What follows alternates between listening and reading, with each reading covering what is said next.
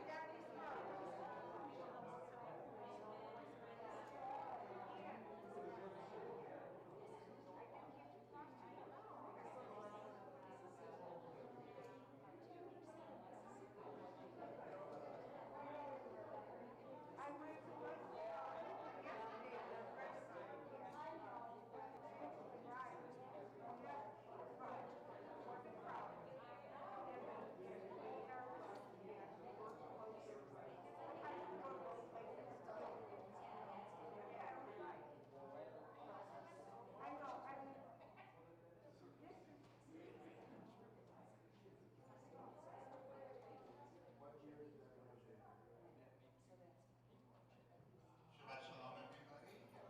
How's everybody doing?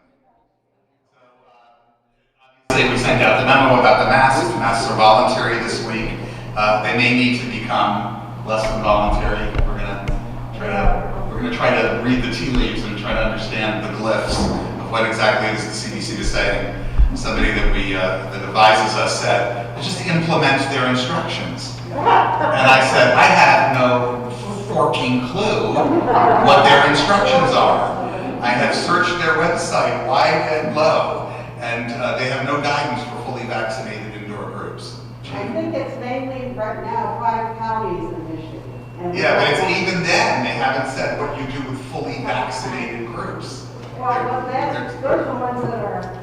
Yeah, for sure. They're the ones that are up there. Well, because we're still in the yellow zone, we decided this week we'd make it voluntary. Anyway, this week is voluntary. And when you're up here reading, you can remove your mask if the president does. So we can do that, right? Anyway, our readers tonight are Lonnie Fleischer, Susie Friedman, Berta Gardone, Jessica Rose. I guess one or both of you guys. Okay.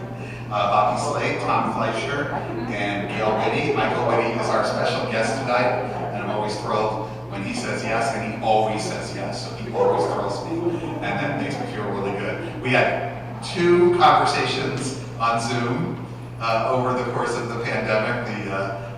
I call those Shabbats the pajama pants Shabbat, because that's what I was wearing. Can you repeat the readers and into the microphone a little bit? You need to hear them all again, really? I want to know who I follow. Oh, who you follow? I will tell you. You are reading number 11, Tom. Number 11. 11. Reading number 11. And please know that I will always yell your name out. In addition, it is written on the service in front of you. Thank you for your business. I'm sorry. You know, at some point I will tell you the kind of week I've had, and you'll forgive me. So it's just been one of those things. So I'm very glad for Shabbat to be here. I'm very happy that you all are here. And we're going to begin with the next slide, please. And this will be my reading. To light candles everywhere, that is Shabbat. To light Shabbat candles is a leap of our spirits, pregnant with potential, into a splendid sea where we may contemplate the mystery of the fire of sunset. Lighting the candles transforms our room into that legendary river of fire, where our hearts are set in an emerald waterfall. I'd like to invite Fred Pius to please light our Shabbat candles.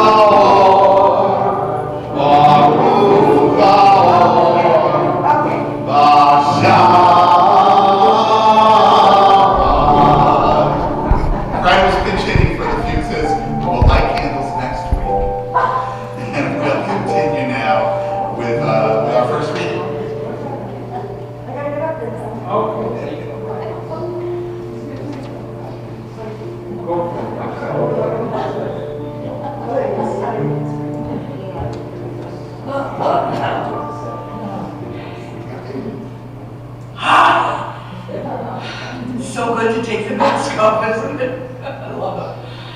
Here we go. Let us endeavor to find still moments, quiet spaces within to refresh ourselves.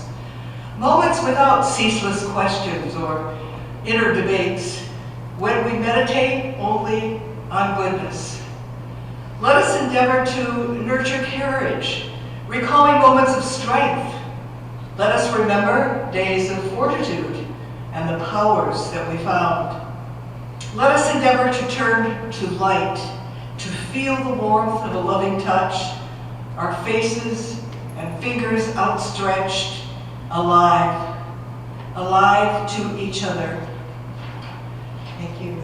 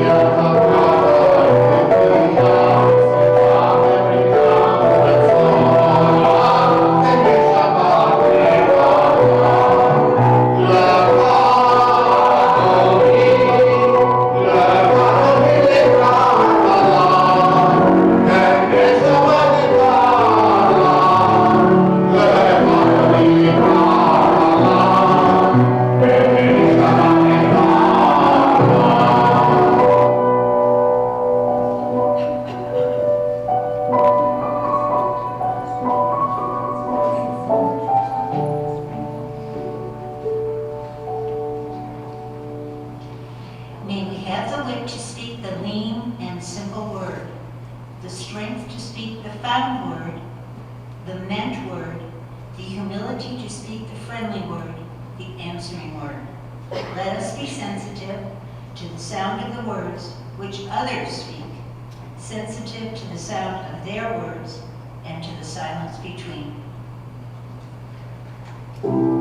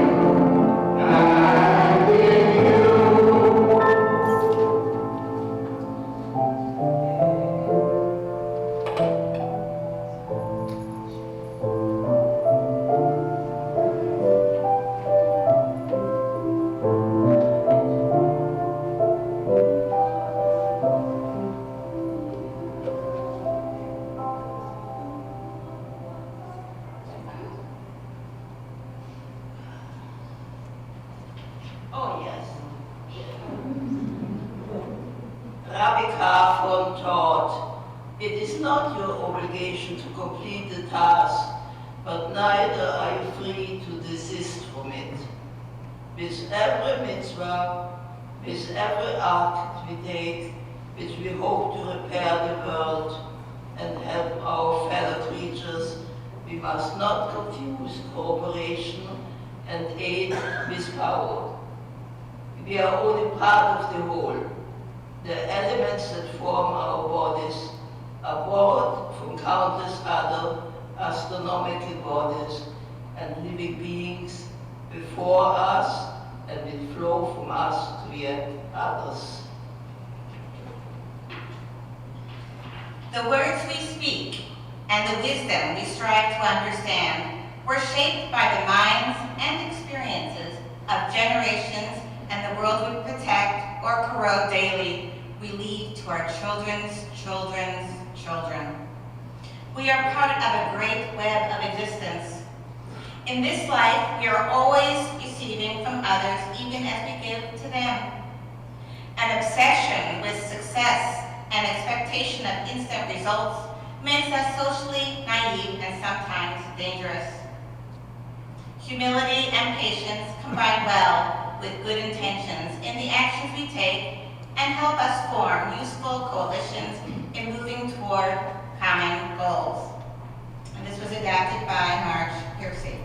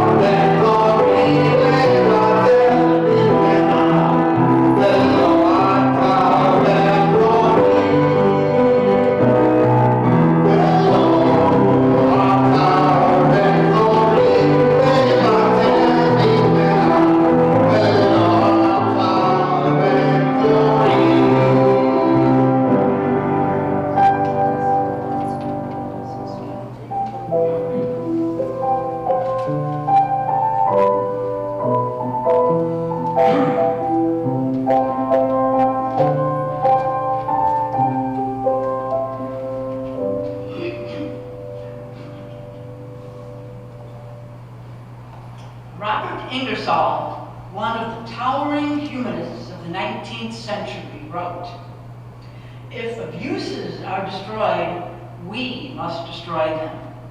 If slaves are freed, we must free them. If new truths are discovered, we must discover them. If the naked are clothed, if the hungry are fed, if justice is done, if labor is rewarded, if superstition is driven from the mind, if the defenseless are protected, and if right finally triumphs, all must be the work of our hands. Grand victories of the future must be won by us and by us alone."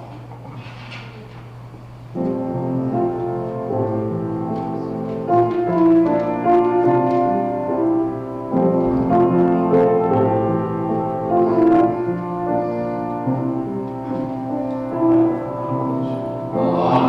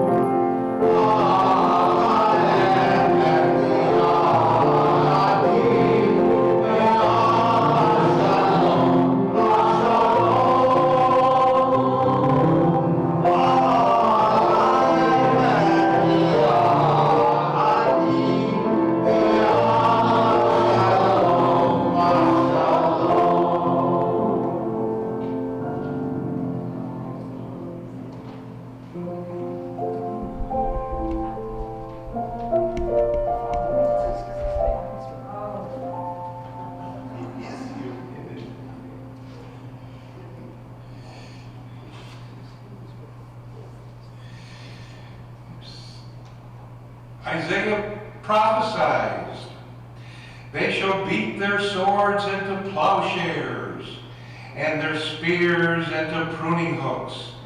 Nation shall not lift up sword against nation, neither shall they learn war anymore."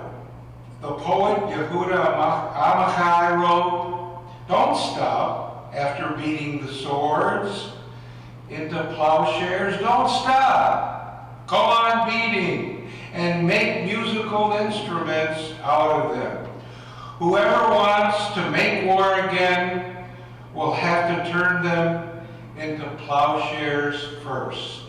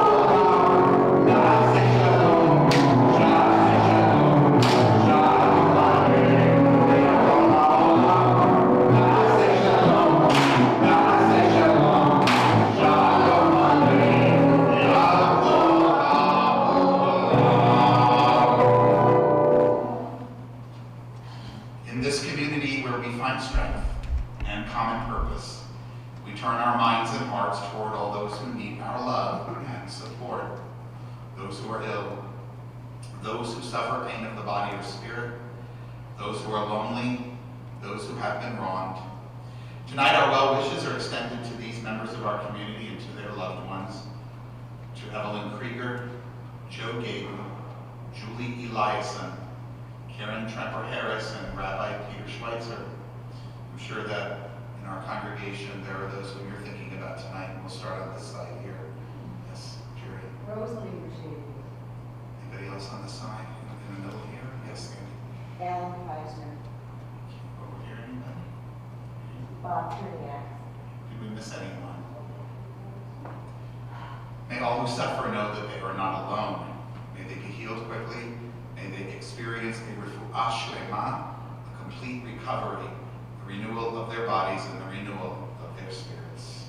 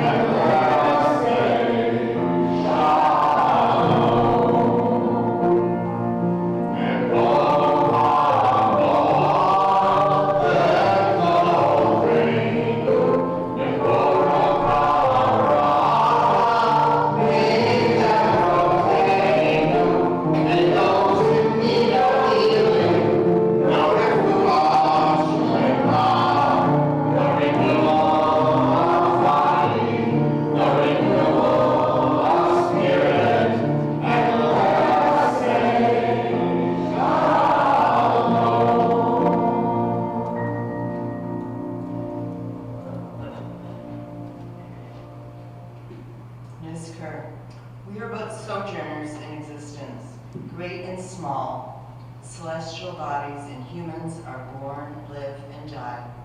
The universal decree that every journey in existence must end cannot be stayed.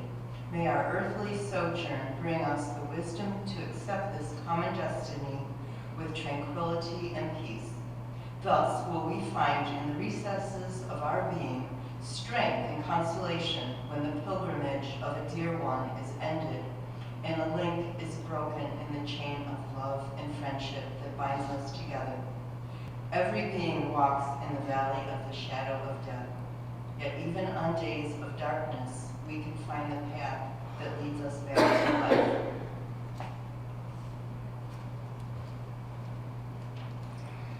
Our thoughts turn to those who are no longer with us, our own loved ones, those whom our friends and neighbors have lost, the martyrs of our people whose graves are unmarked, and those of every people and nation whose lives have been a blessing to humanity. As we remember them, we meditate on the meaning of love and of loss, of life and death. We recall now our loved ones whom death has recently taken from us, those who died at this season in years past, and those whom we have taken into our hearts with our own. Tonight we continue to mourn the loss of Norman Tetley, beloved congregant who passed away 2 or 3 weeks ago. And we also mourn the loss of Senator Carl Levin, a righteous man in our community. We observe too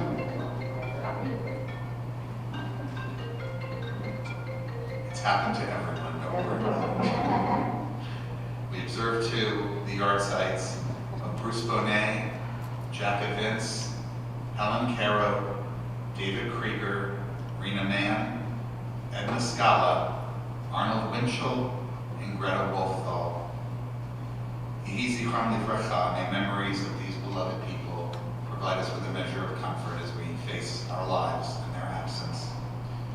If you can do so comfortably, I invite you to please rise for our humanistic interpretation of Kaddish. Together, Nit Gadal, Nit Kadash, Neruach HaAdam. Let us dignify and ennoble all people in the spirit of our shared humanity.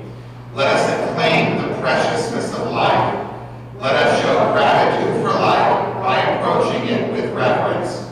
Let us embrace the whole world, even as we wrestle with its parts. Let us, each in our own way, take up our share in serving the world and seeking truth. May our commitment to life help us to strengthen healing of spirit and peace of mind. May justice and peace permeate and comfort the house of Israel and all those who dwell on earth. And let us say, Ken Yehi, may it be so. Please be seated. Just a little look ahead. Next week we are going to hear from, now I just lost his name, Rod Motz, who is going to talk to us from the ACLU's perspective about bail reform and other aspects of criminal justice reform. This is something that there's, bipartisan support for, and definitely support from people like us. In the weeks to come, we have 4 more Shabbats, about 3 more Shabbats after that. We'll probably do a movie night in honor of the coming holidays. You'll probably speak on Israel at least once. I want to talk about the changing face of Israel diaspora relations, and we'll see what other surprises. We have another speaker or two that we're looking to invite in. The holidays are as early as they could possibly be this year. It's Rabbi torture, but hopefully will allow me a more pleasant rest of September and October.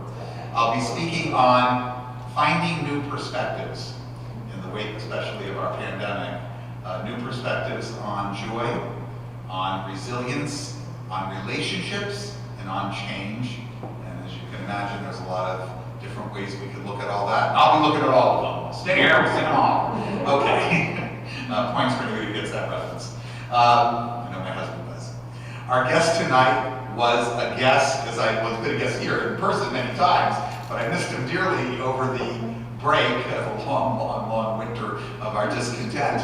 And so he joined me twice on Zoom. He was my only 2-time guest. We spoke about cannabis reform once, and we spoke about humanism and some things that are facing the humanistic world. He is one of my humanistic heroes, I should say. He has been a member of our congregation for quite a while, and he has been a role model to students and to others in our community. I first met him, it was 8 years ago, and they said to me, you need to come back into the library, the one in the back, to meet Dr. Detroit.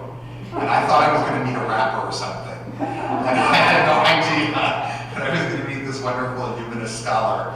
And indeed, I had that chance. He is now, of course, retired from a career as a professor of management and labor relations, which does not sound nearly as exciting as all of the wonderful things he did with that scholarship and with his work and speaking all over the place. He is, and this is why he continues to be a sought-after lecturer. He talks about futurism, always a dangerous thing. He speaks about human rights, humanism, and all kinds of topics, and I am always so grateful for his wisdom and time. Thank you so, and Gail's for that matter. And I want to please join us in welcoming our fellow congregant, Mike Whitty.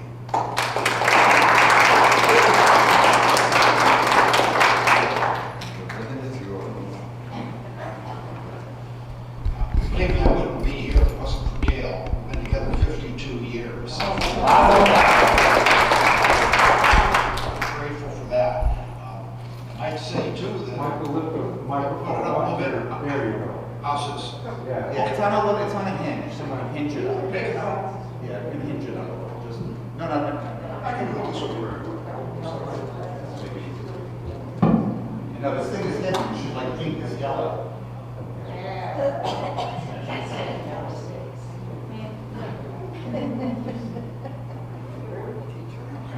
Well, I want to dedicate the talk on aging, saging to the late Rabbi Solomon Schachter, who did the book called Aging into Saging, and he set up a spiritual aging institute one time in Philadelphia, now currently in Boulder.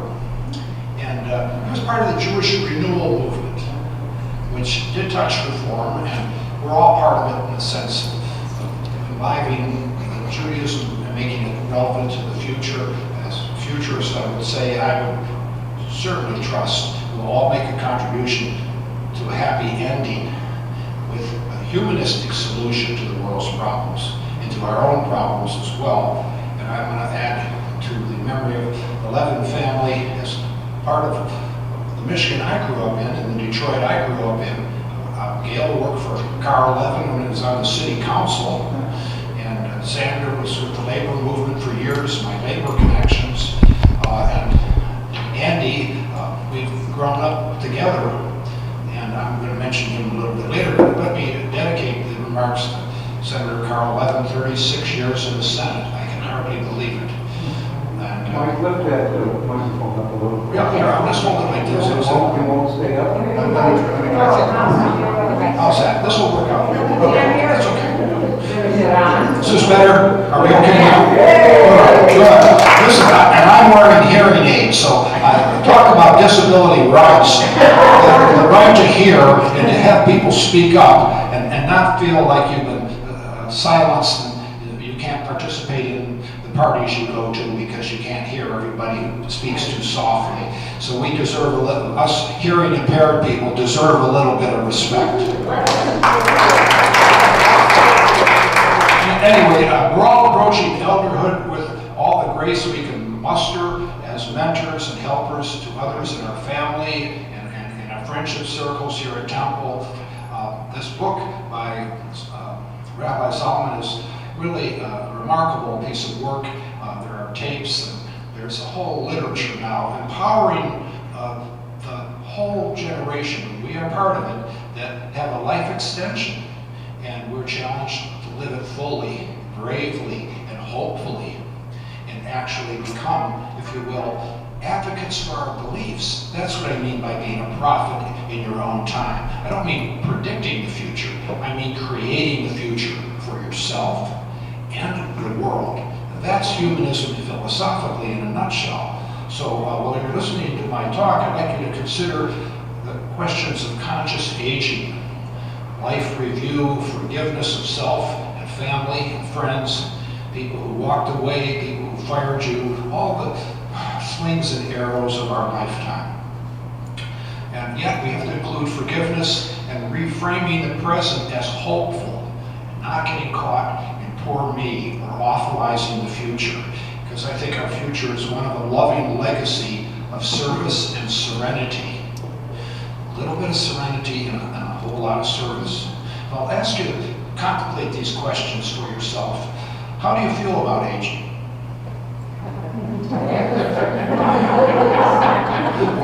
What do you look forward to in addition to the grandchildren? What do you look forward to? Travel. And what do you fear? What do you fear? How can we reduce our fears? How can we reduce our anxiety? How can we reduce our worries? And for sure, how can we tame our streaks of anger and not live from fear and anger? But understand that love is letting go of fear. It's a deep psychological insight from transpersonal psychology, humanistic psychology, and a number of disciplines. Psychiatry for sure. And what current activities give your life meaning? And will you be able to continue doing these meaningful activities as you get older? I hope so, because I like to keep the pulpit of the professor alive, even though I'm retired from half a dozen universities. So let's by all means look at our ultimate purpose as part of the eternity factor. We're part of humanity. We are a result of humanity's evolution. We're part of humanity's future. We're contributing to the ongoing evolution. So I would like you to think of becoming a spiritual elder, a mentor, a giver, and a lover. And in thinking about that, think about what is my legacy? And how can I transmit this to my heirs and those whose life I touch? And how do I feel about my health, my wealth, and my future growth? The continuing effort to reframe my thoughts so that I am stronger and I am more courageous and I am more trusting in the doctor, the hospital, my body, my life, and I'm trusting of life itself. And my mother used to say, "You're lucky you're alive." And that's one thing I remember from her teachings. And so this book is about nurturing within, to become thankful and accepting toward all that is and all that we are or can become. And yes, a humanistic worldview.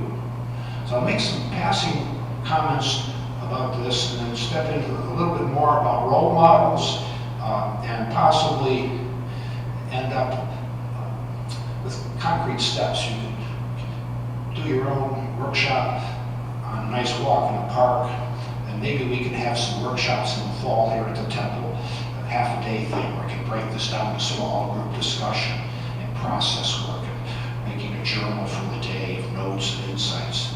But for health, I say looking at life and death and having a proper attitude toward illness, old age, and death. And let death be an advisor to live and love in the present. So when the first COVID came along, it scared me as an old guy. And I thought, Lord knows I'm worried about heart attack, I'm worried about cancer and stroke and death, and now you've given me COVID. Yikes, my mind reminds me of how temporal and vulnerable I am. So what is the escape hatch from all of that scary stuff?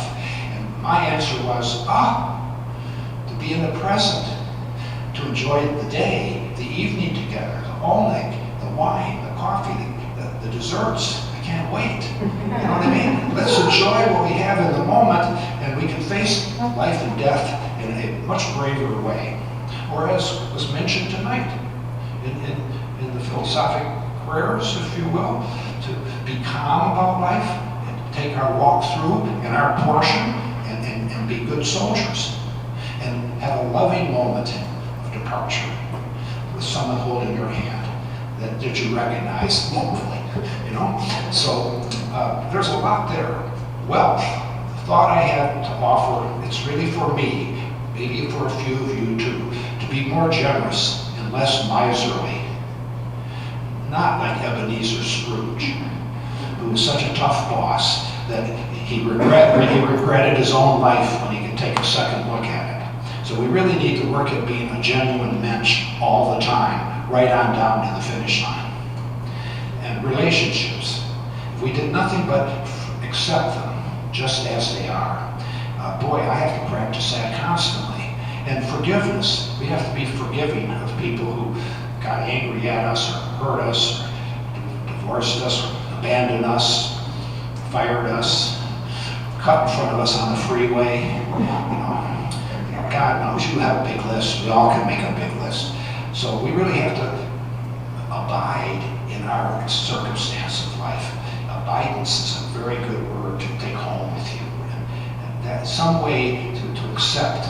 Radical Acceptance is another favorite book of mine. Open-hearted love for all our relations is a very philosophic and kind way of thinking about it. Sexuality, self-acceptance there, understanding of other sexuality, and healing our past sexuality and accepting our present sexuality. That could be asexuality. That is to say, we're just not very, let's say, we're just not very kind to ourselves and others when we come to that undiscussable subject, which I don't intend to take any further time. Okay. Psychology and heartfulness to be vital in framing our emotional health so that we can protect our mental health. A lot of people's mental health problems lead to violence are really the lack of emotional healing. We need to work harder on being more heartful, to thinking with our head and our heart in combination. And the humanistic worldview, the big picture, practical action steps to becoming an outspoken advocate of your values. I use the fancy expression, being a prophet in your own time. One of my positive role models was Dick Gregory, and I just saw a beautiful documentary on Hulu of Dick Gregory. So I'm going to mention him in a moment. But it's essentially a talk to you about your family and our community, where we're all inspiring and leading boomers among us and all ages, intergenerationally. Because you can be 29 and a terrific leader. You can be that lady from Sweden who's a 16-year-old and talked about the environment. So it isn't strictly for people over 50. You can be a good old-fashioned prophet, very young, like Joan of Arc. Of course, she got burned at the stake for it. She was only 18. So it doesn't really have the strict, generic quality to it. I would like to say this. My role model, Dick Gregory, was a comedian and a civil rights activist. He even fasted, and he combined opposing injustice in the South and in the North with concern about the Vietnam War, concern about violence in every respect. And that was tough for both King and Dick Gregory. I was in Selma, I was in Mississippi Delta back in the mid-60s, and I remember Dick Gregory dropping his career in comedy and coming south. But I remembered something more when I encountered Dick Gregory with Gail at a Holistic Health Expo in California. I mentioned I was with him in Chicago at the Democratic Convention, Come Clean for Gene, in '68, and he invited me down to his house on the south side for barbecue, and he laughed. But his great crusade at the end of his life was holistic health. He was interested in diet and exercise and right attitude. Could we use a little better diet, folks, and less ice cream in the refrigerator? Could we use a little more exercise by walking in the neighborhood park? Could we use a little more right attitude and not get into awfulizing the future and be scared to death of being alive, being shaky about being human? Can we ease that up a little bit and put a little more bravery out front and a little more strength and courage? So I think it's all still relevant today, the life of Dick Gregory or Carl Levin, and that's empowering elders and everybody else we can get to that love trumps hate, and we should reject anti-minority scapegoating. And however we can put that gently and positively and lovingly, I think it's an important message for this time, where we're revisiting periods of fear, scapegoating, anger, and hatred. We need to turn that corner. And we're the kind of humanists that are capable of making a positive statement that doesn't further ruffle people's feathers or be demeaning or polarizing. We've got to find correct language, grounded and respectful language to contribute to speak our truth, to speak our humanistic values. Maybe this is an interesting exercise that you've already discovered, writing an ethical will. We know the typical wills about assets and possessions and wealth, wisdom, and getting all your wills and last requests for medical care and even perhaps procedures for your funeral. We know about that, but the Talmud talks about ethical wills contain burial instructions, debt obligations to be paid, and requests of family members carrying out specific religious traditions and blessing over the family.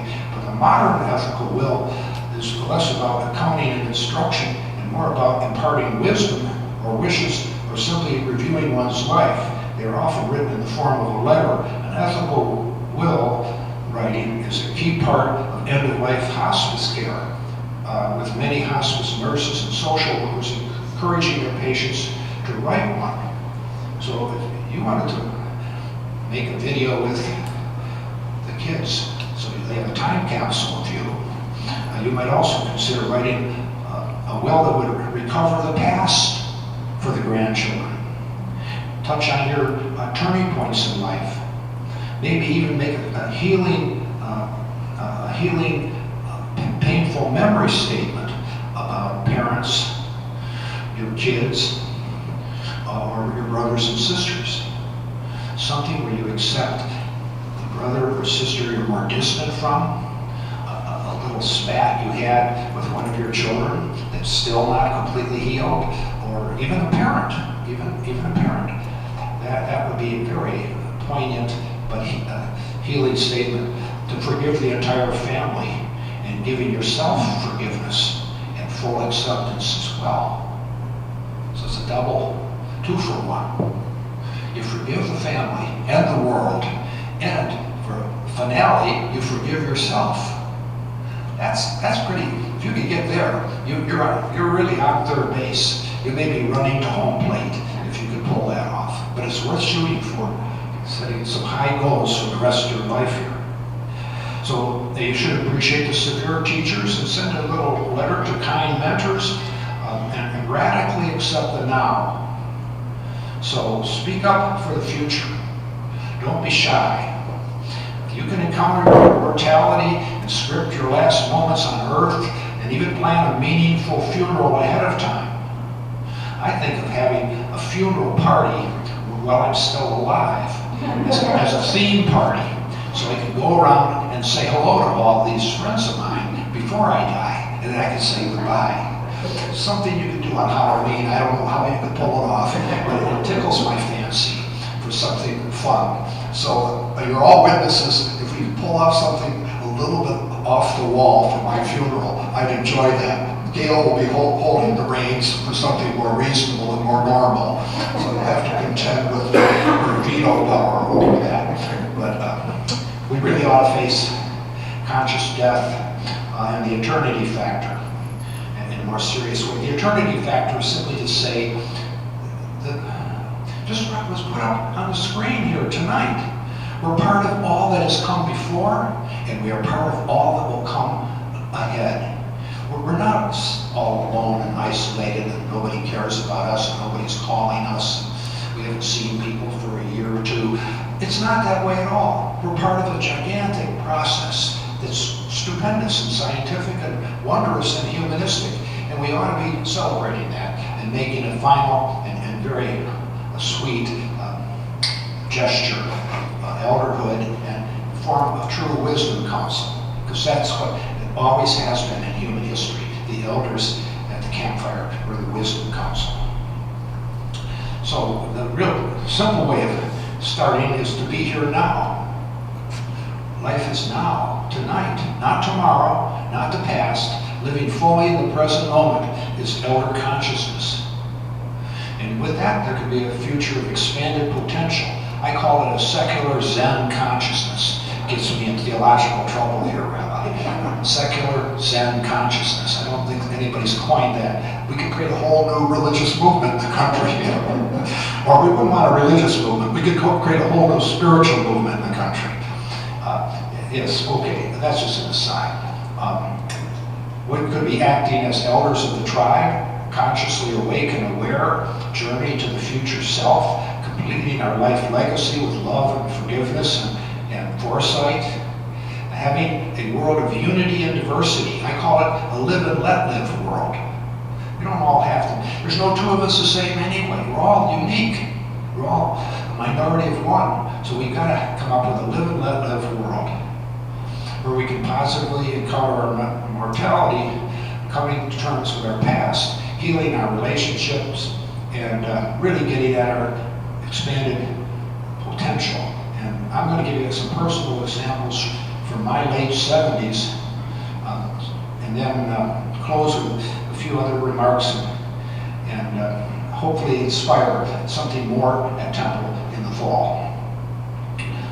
Well, my elderhood allows me to give talks on positive psychology, humanistic philosophy, and mentoring in your elderhood, while trying to emphasize practicing self-love and forgiveness for self and society, forgiving ourselves and forgiving this world.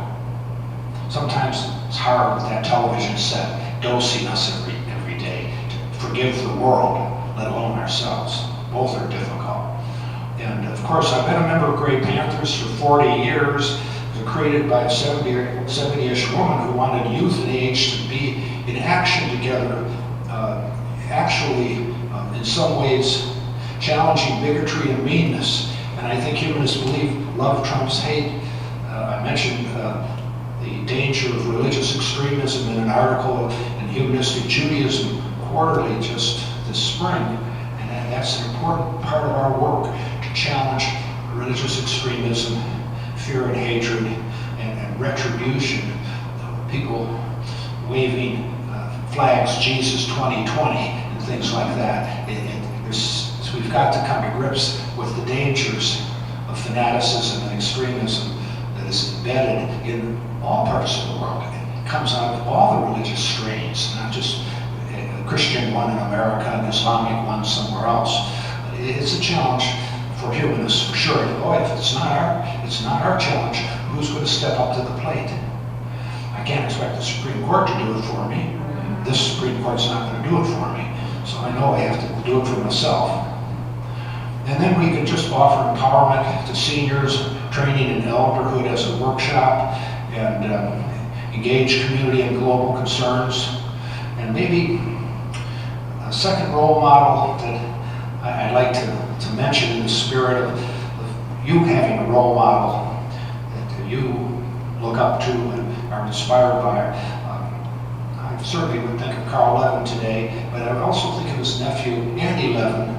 And Gail and I are holding a meeting with Andy at the end of the month. We'll give you an invitation at the Hall Lake. You can talk to Gail more about it. And we just hope that he can win Macomb and keep his seat in Congress. We're the director. You can call us or email us if you're taking off quickly and not hanging on for coffee or cake. This is a way to step right into the future for 2022, a year ahead, and feel like you're doing more than watching television. You're moving one more step toward engagement. Engage with something you believe in. It might not be Andy Levin. It might be some other cause. It might not be political at all. It could be charitable. There's many roads, many paths into the direction of expressing yourself to the world. And especially now where they can't fire you and they can't do anything to you anymore. We've passed that point in our lives. So we can step in with some bravery. And talking about an area of bravery, I'm involved in the Truth Project of a group called Indivisible. They're coping with COVID by having a campaign for vaccinations. So you could, if you're concerned about COVID, do a calm, positive statement that is affirming and positive, not judging or provocative. You have to be careful with language. It's important for us to help our fellow humans. Help us get past this thing in the most sensible way possible so that we can not worry so much, take the worry away. I think most of us bear the cross of worry as much as the actual slings and arrows. Most of the things we worry about will not happen to us. Think about that for a minute. Most of the things we worry about will not happen to us. And some of the things that will happen, we never thought of. So, anything we can do to help people over the fright and nervousness of COVID would be a great gift, especially if we can do it in a positive, constructive way with the kids, the grandkids, the neighbors, and other people that need to hear from their friends. So this is my new vision of growing old and transforming myself and hopefully succeeding in the art of life completion with wisdom and bravery and a new paradigm for all of us in the spirit of a loving legacy, which I grew up with, where we can be concrete here. Start a journal for yourself, a diary. Review your life experiences, heal the past hurts, enumerate them, and breathe. And appreciate humanistic values can be absolutely relevant to the personal. And your legacy is doing what you love. It means giving and caring and being less selfish and less cynical. And to learn from Mr. Ebenezer Scrooge, maybe we could get him here as a speaker for Shabbat. To have Mr. Scrooge come up and say, when I saw what I did running my factory, I would do it differently. We don't get a second time around usually, unless you believe in reincarnation. And so we want to learn from every source we can and have a social transformation that's a happy ending, where we see the future, become healers, stand for family and community, write ourselves an ethical will, get a copy of the Optimist Creed, and make some workshops here that empower aging and approach elderhood with grace. And when you think about that, we're already sages. We're already mature enough to offer wisdom, healing, and support for all of our friends and for ourselves. So on that note, I'm very grateful to be here with you. I'm very, very happy that we can trust in our own positive thoughts. If you just develop your virtues, cultivate your virtues, and try to eradicate or diminish your negative qualities, you're already on third base. And that might be a home run. We all have virtuous aspects to ourselves. We can identify occasionally some of them. Look at that. Good for me. And then we have negative qualities that are self-sabotage. Some we have to bear as a life cross. But some of them we can diminish just a touch. So I don't have to think irritable thoughts every time my egoistic demands are not met instantly. If someone's not serving me instantly on my time clock, I don't have to have cross thoughts about them or go behind their back and criticize them for not serving me. Because there really is no me. There's only we. And what we think is the me is just a little speck in this gigantic we. And it is going to turn out all right. We are going to have a happy ending. Thank you.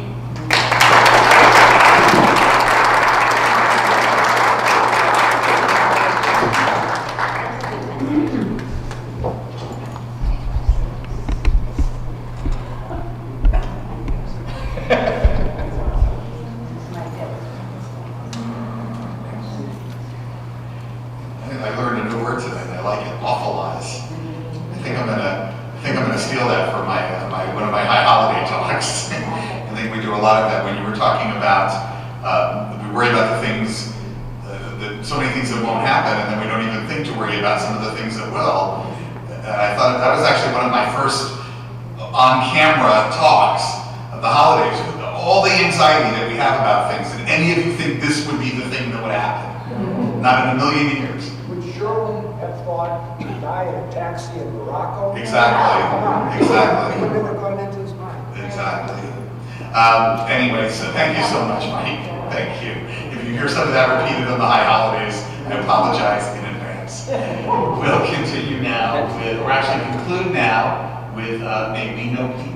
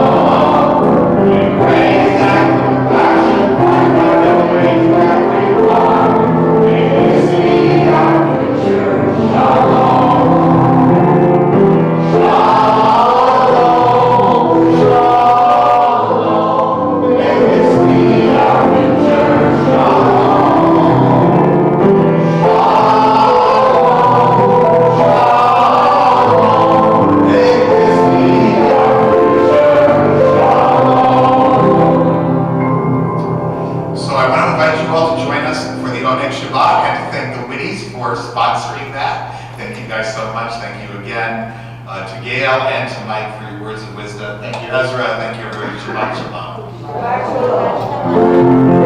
Shalom.